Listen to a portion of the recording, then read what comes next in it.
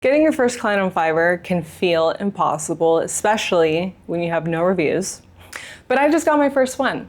Actually, I've gotten a few more clients since this video is being public, but same thing applies. And I didn't get my first client because I was the best editor. It really came down to a few small things that most people overlook. If you're just starting off on Fiverr, the biggest mistake you can make is being too general. So for example, let's say you want to be a virtual assistant or like a music producer. If you want to be a virtual assistant, instead of just saying you're a virtual assistant, you have to make it obvious who exactly you help. So in my case, I'm a video editor, and I make it clear that I specifically offer YouTube video editing for travel vlogging, lifestyle vlogs in general. Some people have approached me for talking head. Let's bring up another example. Let's say you want to be a music producer. You have to make it clear, do you make beats specifically for rappers? Do you make instrumentals, or you mix and master vocals for indie pop artists? With virtual assisting, do you prefer to work with within the medical field, or do you want to work in the legal field with lawyers? So yes, niche down, get specific with who you want to help. Before anyone hires you, they need to see what you can do.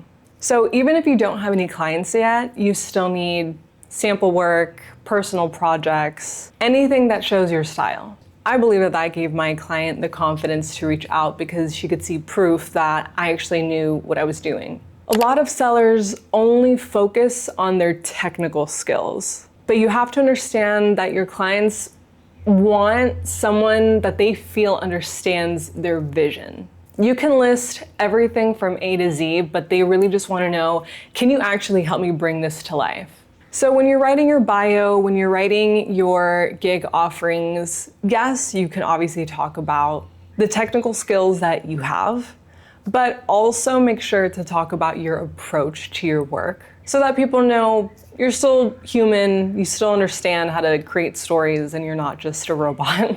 Fiverr actually has a section where it allows you to ask questions to your clients, and they're required to answer these questions in order for you to get started with your gig. I originally started with 5 questions. I have since changed them since working with more clients. But the point is, having these questions avoids confusion for you, and it makes you look more professional from the start because the client can see, okay, this person obviously knows what they're talking about. They're asking me all these questions that I didn't even think of. Okay, so let's get into probably what you really want to know about of being a new freelancer, the money. I will be very honest with you. Your first order probably isn't going to pay a lot, nearly anything. I can't speak for any other field, industry, but I do know that for video editing, you can charge a good amount. But in the beginning, in order to, Fiverr is a currency game in terms of your reviews are that's your biggest asset, right? Because that's how people can vet that you are a professional, you've already worked on projects, you really know what you're doing. It's not just about your portfolio anymore pushing you, it's the fact that you have reviews. But in order to get those reviews, you have to play the game. And I know the vast majority of you are not going to want to hear that.